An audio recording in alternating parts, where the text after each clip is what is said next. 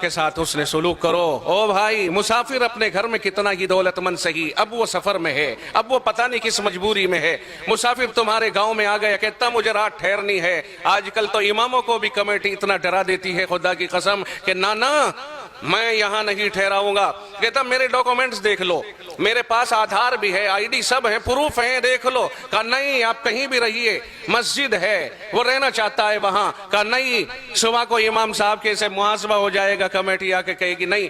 Board لگا دیے، یہاں مسافروں کا ٹھہرنا ممنوع ہے۔ جو رب کہتا ہے مسافروں کے ساتھ بھلا سلوک کرو، ہمارے یہاں تو مسجدوں کے اندر کی بدسلوکیاں ہونے لگ گئی، اوروں سے تو کیا لیں گے۔ اور چو کفر از کعبہ برخیزد کجا ماند مسلمانی، جب کعبۃ اللہ میں ہی کفر ہونے لگے پھر اسلام کہاں تلاش کرو گے؟ جب مسجدوں میں جہاں شانتی کی، امن و امان کی جگہ ہیں، وہیں مسافر کو قیام کی اجازت نہ ملے اور مسلمانوں کے یہاں قیام کی اجازت نہ ملے تو پھر ایمانداری کہاں اور امن کہاں ہے؟ ہم لوگ اس کو خوب جانتے ہیں۔ اور جو لوگ مسافر بحالت سفر خاص طور سے مدرسوں کے چندہ کرنے والے ہوتے ہیں، ان کے سامنے یہ بڑی مشکلات آتی ہیں۔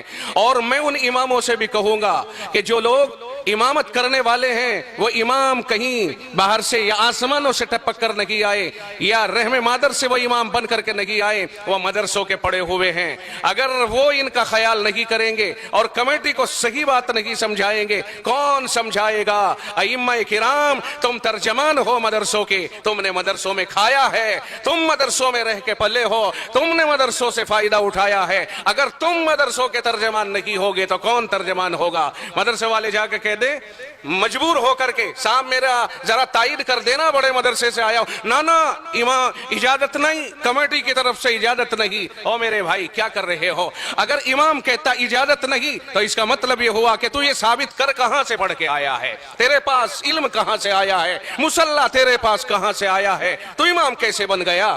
میں کہتا ہوں 11 مہینے مقتدیوں کا ذہن بنانے کی امام کو کوشش کرنی چاہیے، اور وہ یہ طے کرے اور کہیں اور لوگوں کو اتنا آنے والے مسافرین کا اتنا شوقین بنا دے کہ انتظار کریں اور یہ کہیں مسافر آج کہاں ہیں، کہاں ہیں سفیر، کہاں ہیں مدرسوں والے؟ لیکن ہم نے خود کاٹ دی رسی، ہم نے خود اس طرح کا برتاؤ کر دیا۔ بعض روتا ہوا مسجد کے گیٹ سے نکلتا ہے۔ خدا کی قسم اس کے اوپر نظر ثانی کرنی چاہیے۔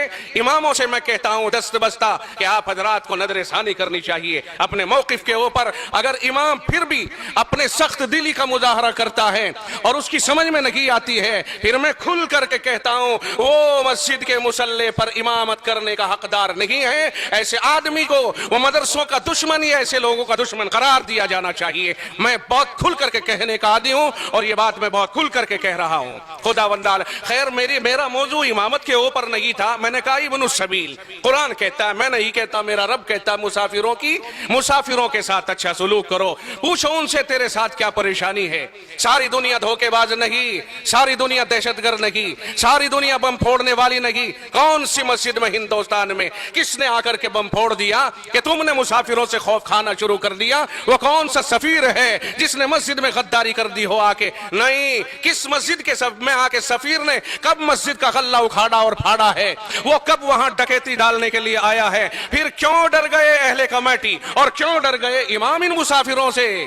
ہم کہتے ہیں ان کی مدد کرو، انہیں روکو، انہیں ٹھکانہ دو، انہیں روک، انتظام کرو، انتظام ان کے لیے مناسب انتظام ہونا چاہیے۔ ہر مسجد میں مستقل ایک مختص کمرہ ہونا چاہیے کہ آنے والے سفرا کے لیے ٹھہرنے کا ہے۔ قوم اگر آپ نہیں ٹھہراؤ گے قوم مسلم تو انہیں کون ٹھہرائے گا؟ یہ اپنے گھروں سے بیگانے ہوتے ہیں اور قوم کے بچوں ہی کے لیے ہوتے ہیں۔ دین اسلام کے فروغ دینے کے لیے اپنے کندھے پہ یہ پار لے کے چلتے ہیں اور اپنے آپ کو اس کے لیے یہ گویا وقف کر دیتے ہیں۔ آپ اپنے گھروں میں رہتے ہو، یہ درد بدر ہو کر در کی ٹھوکریں کھاتے ہیں، کس لیے؟ تھوڑا سا چندہ ہو جائے اور جا کر کے مدرسے میں جمع کر دیں، بچے پڑھیں گے، خرچہ اٹھے گا، مدرسے چلیں گے، تعمیر ہوگی۔ اگر آپ انہیں مشکوک سمجھو گے پھر بتاؤ مجھے ان کی امداد کون کرے گا اور ان مدرسے والوں کو پناہ کون دے گا؟ اور سن لو، اگر رب ذوالجلال کو اس ادا کے اوپر ناراضگی ہو گئی پھر بتاؤ ہمارا تعاون کون کرے اور ہمارا پیچھا کون چھڑائے گا؟ اگر رب نے ایک بار بھی اپنا فیصلہ کر دیا،